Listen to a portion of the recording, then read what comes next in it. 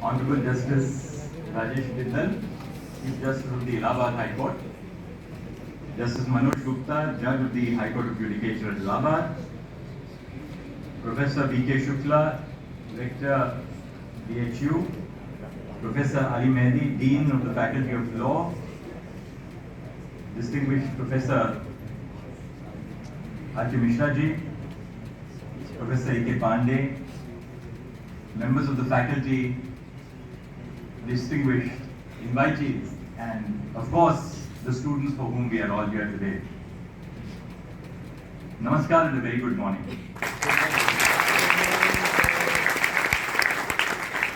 I must begin by thanking Professor Mehdi and the Faculty of Law at Banaras Hindu University for inviting me to speak at this auspicious occasion. I always relish the opportunity to visit Varanasi. Being in this holy city, right on the banks of the river Ganga, always brings a sense of calm and spiritual peace to both the heart and the mind. The temples of Varanasi are a sight to behold for the soul, but the energy and spirit of the city truly revitalizes the soul. Being a lifelong student of law myself, this trip to Varanasi owes itself because of this invitation by the Temple of Learning, the Banaras Hindu University. BHU has been aptly given this moniker not only for the similarity of its architecture to the temples of Varanasi, but because all students passing through its halls firmly believe in the power of education and in participating in an intellectual tradition. This belief is firmly rooted in BHU's motto, which roughly translates into English as knowledge imparts immortality. With its rich history, it is a daunting task for me to speak about the history of the Faculty of the Law and of BHU. It is apparent from the very fact that we are gathered here today to celebrate 100 years of the Faculty of Law. BHU itself celebrated its centenary in 2015. The question I asked myself then is, how does one begin to capture the essence of an institution so deeply rooted not only in the history of this city but of India and its legal tradition, to truly appreciate and capture the magnitude of this occasion? Let me begin by speaking a little bit about the history of the institution itself. In order to contextualize the location of BHU and its Faculty of Law within the history of Indian education, it is important to speak about the status quo that preceded them. The first universities of India were founded by the Britishers in 1857. These were the universities of Bombay, Calcutta and Madras, located in the three presidency towns of the British Raj. Their goal was to impart education in a Western secular model so as to create a set of Indian civil servants who would be loyal to the British Raj. Soon, Punjab University followed in 1882, and the United Provinces, that is our modern day Uttar Pradesh, got the Allahabad University in 1887. Curiously, one of the factors for the creation of the Allahabad University was because the High Court was moved to Allahabad from Agra, and its proceedings were conducted entirely in English.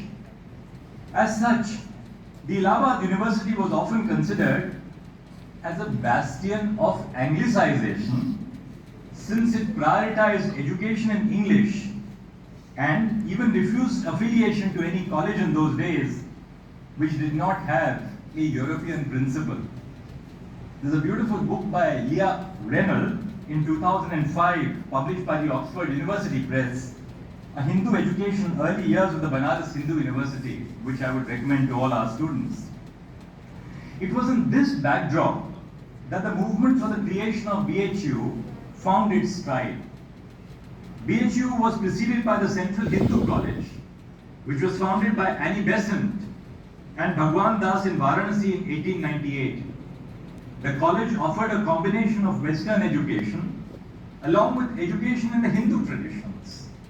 It was then the efforts of BHU's founder, Pandit Madan Mohan Malviya, which led to the creation of BHU in 1915. Pandit Malviya's vision for BHU was clear, and even today is the first text that one reads when they visit BHU's website. I quote his vision, which states as follows: India, he said, is not a country of the Hindus only. It is a country of the Muslims, the Christians, and the Parsis too. The country can gain strength and develop itself only when the people of different communities in India live in mutual goodwill and harmony. It is my earnest hope and prayer, he said, that this center of life and light, which is coming into existence, will produce students who will not only be intellectually equal to the best of their fellow students in other parts of the world, but will also live a noble life and love their country.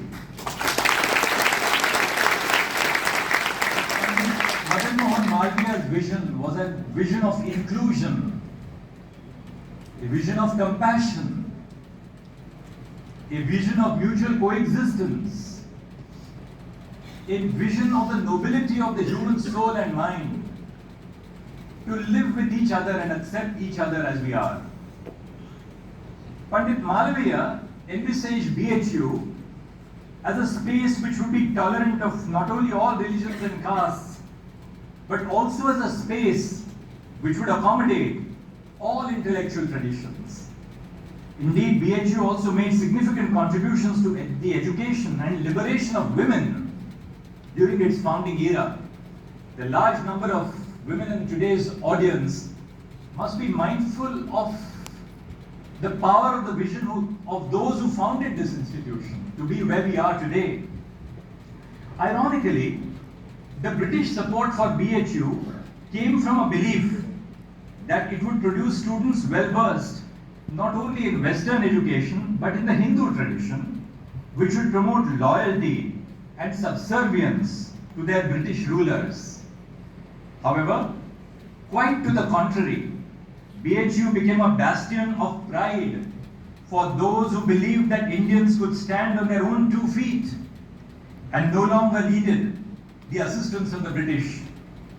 As the first residential university of India, which not only exercised control over its college examinations, but also their teaching, BHU provided its students with a perfect atmosphere to help their intellectual growth and to create leaders of the future. Indeed, scholars have noted that the founding of BHU led to the development of a strong sense of nationalism in the decades which followed. Over the years, BHU has produced many notable alumni. In the field of law, one has to first speak about the legal acumen of Pandit Malviya himself. In one of the most memorable moments of his career, legal career, Pandit Malviya argued for 4 days and ensured that 151 individuals were freed who had been accused for participating in the burning down of a police station in the Chori Chora during the non-cooperation movement. Such was the temperament of the man himself, who could not sit idly when he saw injustice being committed. The current Chancellor of BHU was also a student of BHU and retired as a judge of the Allahabad High Court. Professor Ramraj Pant finished his LLB from BHU and subsequently was instrumental in the founding of Nepal's first law school. Through his example, we can understand how BHU not only influenced legal tradition in India, but its neighboring countries as well. Even in fields other than law, BHU has produced notable alumni. Chintamani Nagesha Ramchandra Rao, a Bharat Ratna winning Indian chemist who has previously served as the head of the Scientific Advisory Council to the Prime Minister, did his masters from BHU. The pioneer of India's first satellite launch, Aryabhatta in 1975, Udupi Ramchandra Rao, who later served as chairman of ISRO, also did his masters from BHU. Even in the field of arts, BHU has alumnus such as the Bharat Ratna winning singer, musician, poet and filmmaker Bhupen Hazarika. If I am being completely honest, I could take up all the time of this function to speak about the history of BHU, the Faculty of Law and its notable alumni, and yet not cover any significant ground. Such is the grand history of the institution we all stand in today and pay homage to. But one cannot live in the past forever, however comforting the thought may be. Hence, I must now move on to my thoughts on some issues of the present time before we can finally begin imagining a future for the institution. Keeping this in mind, I shall now speak to you about a pressing concern for legal education today, which is the role of clinical legal education. I have chosen this topic for today's event since the law faculty at BHU was one of the first 6 universities in India to start clinical legal services. Hence, there is no better occasion to discuss its future than at the centennial celebrations of the law faculty. Undoubtedly, India has a rich tradition of providing legal aid to the underprivileged and marginalized members of society. Article 39A of the Constitution states that the state shall secure that the operation of the legal system promotes justice on a basis of equal opportunity and shall in particular provide free legal aid by suitable legislation or schemes or in any other way to ensure that opportunities for securing justice are not denied to any citizen by reason of economic or other disabilities. In furtherance of this aim, the Legal Services Authority Act was enacted by Parliament in 1987 and subsequently the National Legal Services Authority was created. Every state has its own Legal Services Authority. Legal aid clinics and committees are attached to the Supreme Court, to the High Courts and even many district courts. Indeed, many law schools in India today also have their own legal aid clinics, including BHU. However, this feat was not achieved in one day. It was in 1973 when the Expert Committee on Legal Aid first recommended that law schools, through their professors and students, should be directly involved in legal aid programs. Their report noted that properly channelized and coordinated, the idealism and zeal of enthusiastic youth in our law schools can meet these new demands upon the legal profession and help transform our society to desirable goals. Subsequently, in 1977, the Judicature Committee on Legal Aid rejected the notion that legal aid should only mean providing peaceful aid for individual litigants, but held that it should be broad enough to encompass any action taken to help the most destitute and marginalized individuals to realize their legal and constitutional rights. To achieve this, the committee strongly believed in relying on law schools and stated that law teachers, legal researchers, and law students, once harnessed to the process of legal aid, will produce spectacular and substantial results. The report of the Committee for Implementing Legal Aid Schemes in 1981 similarly recommended the setting up of legal aid clinics in all law schools. In 2009, the Bar Council of India passed a resolution declaring that all law schools should establish their own legal aid cells or clinics. However, in spite of this tradition, scholars have still noted that the response of Indian law schools to legal aid has not been as enthusiastic as one would have hoped. In fact, in 2011, a study was conducted by the Government of India along with the United Nations Development Programme to assess the impact of the Bar Council of India's resolution in 1997, which made legal aid clinics a compulsory paper in all law schools. The study found that while 82% of our law schools had designated faculty to conduct legal aid activity, only a minuscule number actually provided them any academic credit. While legal aid clinics existed, law schools rarely made the effort to inform the community about them, and these clinics rarely offered sustained community engagement.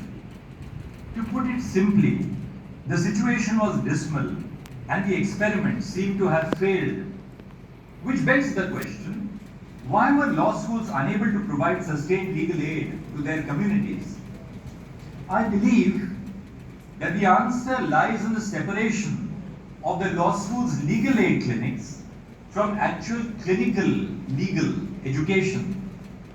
Clinical legal education evolved as a concept in the United States during the 20th century.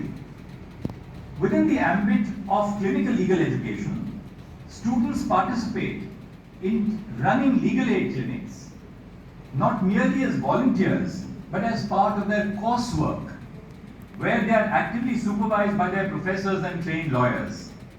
At its core, clinical legal education has two tenets.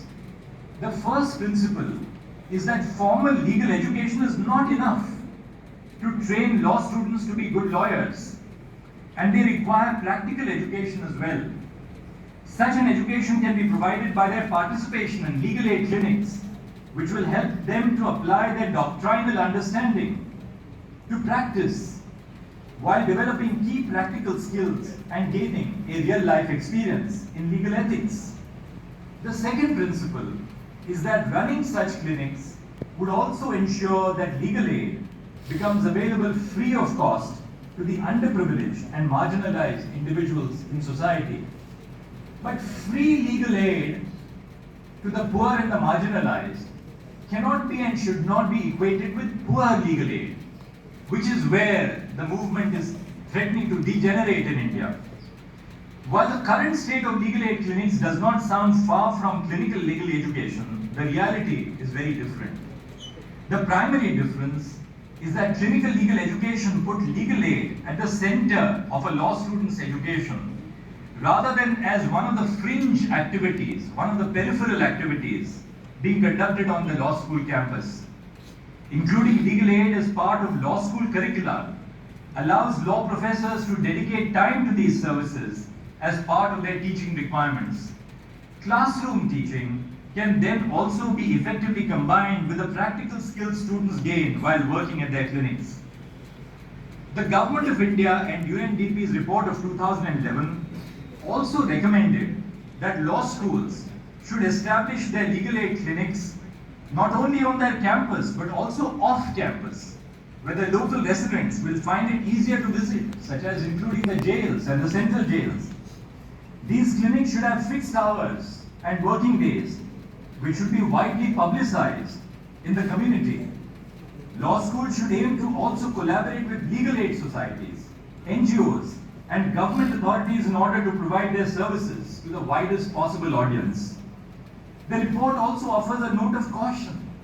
The limitations of these clinics must be understood by the faculty and by the students themselves, so that they do not promise services which they are ultimately unable to deliver.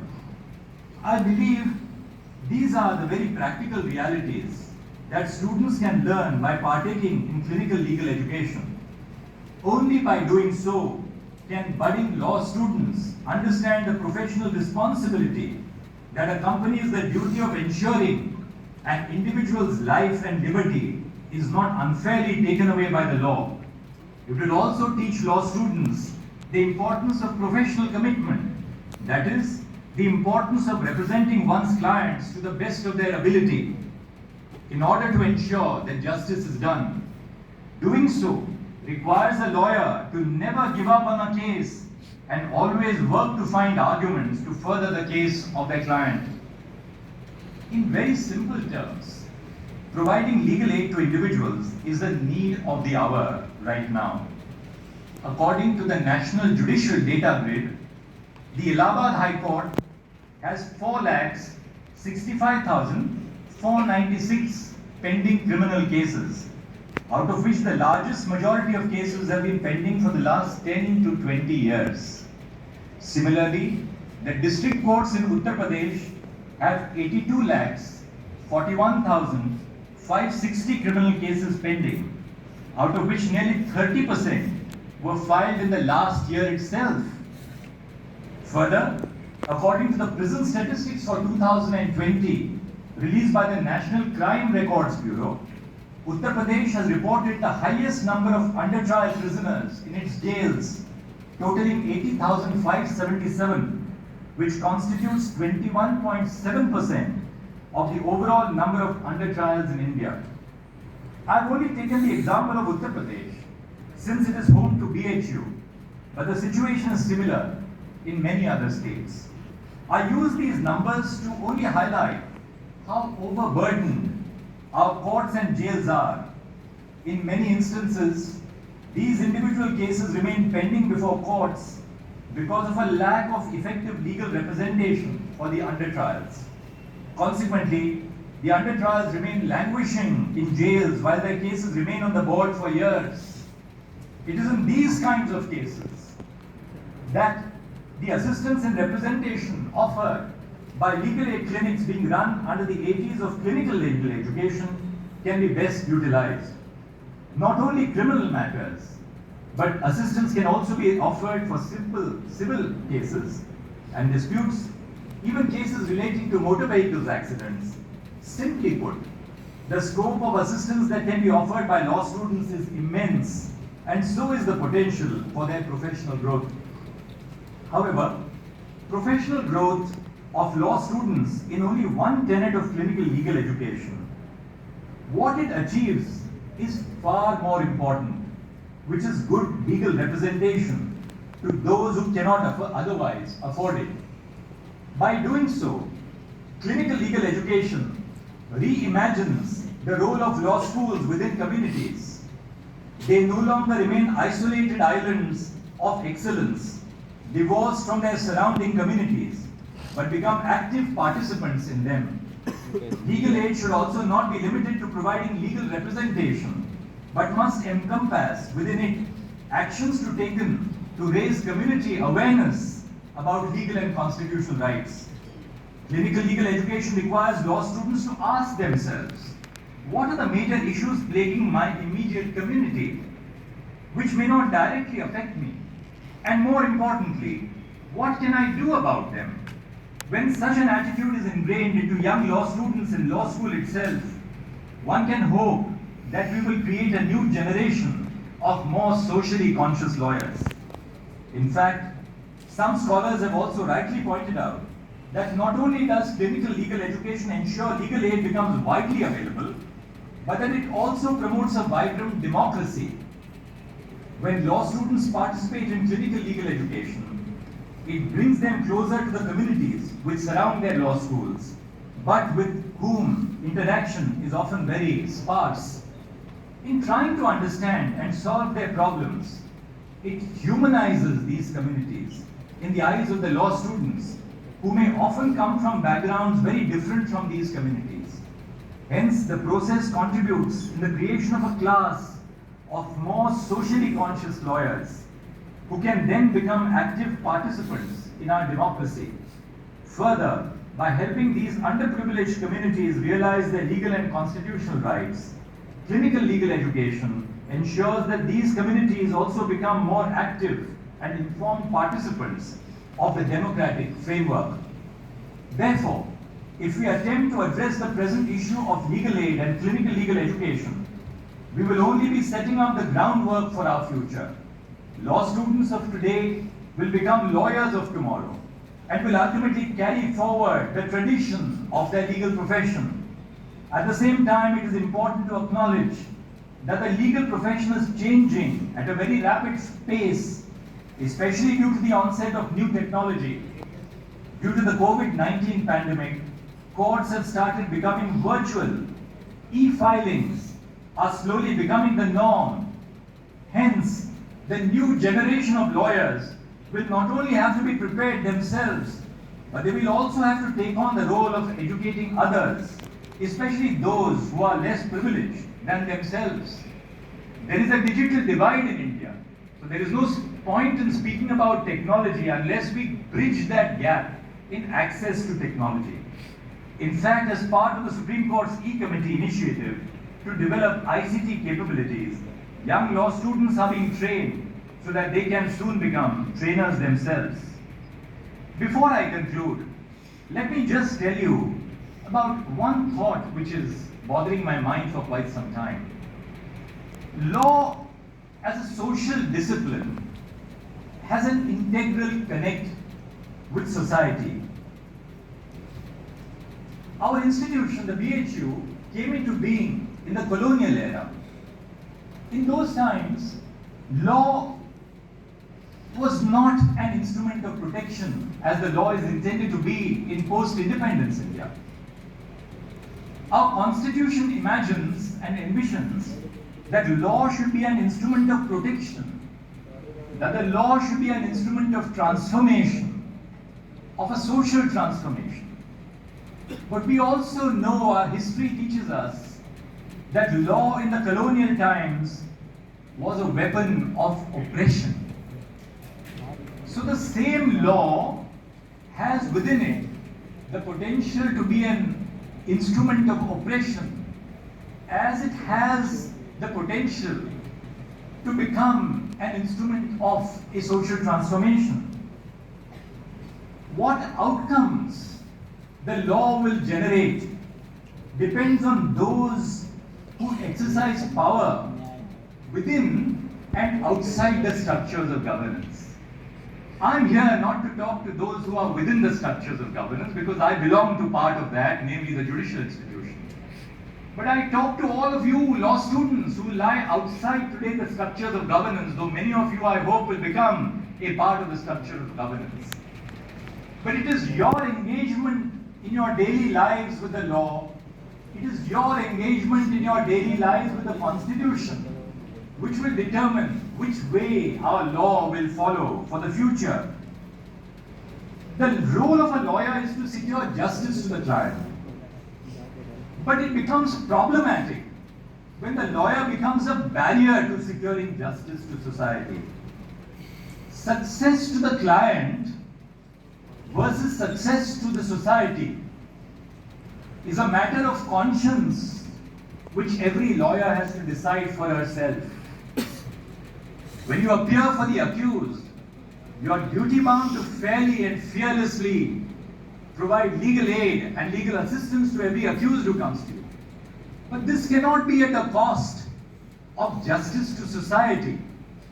So it's important for the lawyer to realize her role in the wider social setup in ensuring that we as lawyers, as judges, continue to be respected by citizens. And we will continue to be respected by citizens if we answer their calling, that we are here not to provide barriers to justice, but that we are here to secure justice to others. It is important for us to spread an awareness of rights. Finally, a word on technology. Technology is not just to service the needs of the well-resourced, of the corporate, of those who are able to pay for justice in terms of technology. The front end of technology must provide ease of access to common citizens. And therefore it is a reach of the E-Committee of the Supreme Court that we must not regard our courts as institutions which represent the sovereign power of the state, but as providers of service. In the British times, they generated these beautiful buildings with extraordinarily imposing architecture. One of the purposes of that architecture was to put fear in the minds of common citizens. That this architecture represents the might and the power of the state. That has changed. We have inherited those structures. We have inherited these beautiful buildings. But we have to transform what is inside these structures. We have to transform the ethos of the architecture we have inherited so as not to represent the sovereign power as much the duty of the state to provide service to its citizens. And it is in that duty of service that we must really envision our future. So technology is not merely a means of automation, but of transforming access to justice. Today we have 1.54 billion transactions on eTAL. Our eCourts project provides SMS services to all citizens on their cases. The National Judicial Data Grid is a complete repository of deciding and pending cases. We are able to deliver bail orders to every jail in the country from the Supreme Court. We have a judgment search facility, so a young lawyer who cannot afford the cost of a private software can have an automated judgment search facility on the e-committee website. E-filing and digitization envisions that 3,100 crore documents would be digitized in phase 3 of the eCourts project. The last word then, don't look upon your role merely as lawyers who will enter the court, wear a black coat and the lawyer's outfit and get a stay order for your client. Justice Sarosh Kapadia, who was a former Chief Justice of India, came from very humble backgrounds. And he told me, how do you identify a judge in the district judiciary? And he said his father told him that you identify a judge in the district judiciary in those days, in the 1950s and 60s, as a person wearing a white pant, a black coat, a black tie, and riding a cycle. That is all changed. All our judges today have excellent conditions of service, and speaking for myself, I have no cause to complain.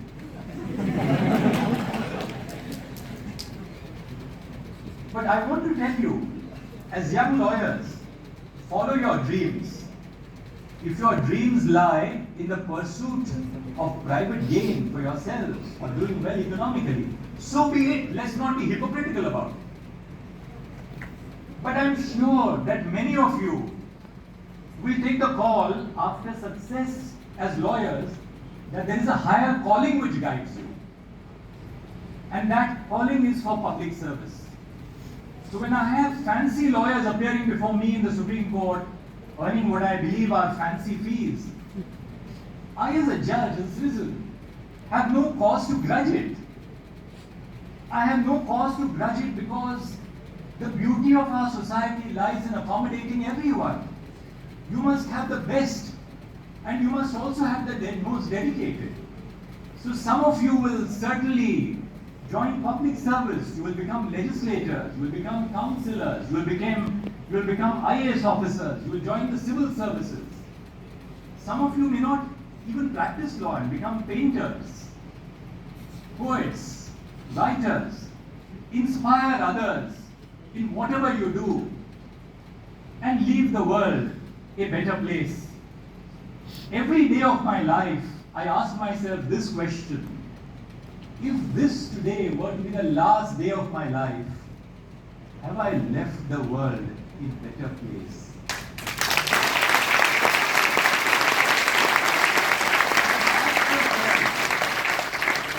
You are too young to ask yourself that question, but you can certainly ask yourself this question: what have I done today to leave the world a better place? And you don't have to do big things to leave a better place for the world. You leave the better place by being kind to your fellow beings, by not being judgmental about the lives of others. Please realize the true worth of law and the true worth, if you all become judges, or many of you become judges, when you judge, you're not judgmental about others. You judge with a certain degree of objectivity. You stand away from the conflict. In courts, we are in the midst of conflict. But in the midst of conflict, we stand away from conflict. And it is only when you stand away from the conflict in the court between two warring parties that you realize that you will not be judgmental. Because it is very easy to be judgmental about the lives of others and difficult to be understanding of the lives of others. So it is that difficult path that I implore you to tread. Don't tread the easy path of life. Tread the more difficult path of life. Because when you tread the more difficult path of life, you will realize that this was always meant to be, and there is a higher reason, a more profound reason, which governs why we are today where we are, and what we have to confront, and what lies for us in the future. So treat each day of your lives as a learning, as an attempt, an opportunity to better society and to leave the world a better place. That is the message of the centenary of the law faculty of the Banaras Hindu University.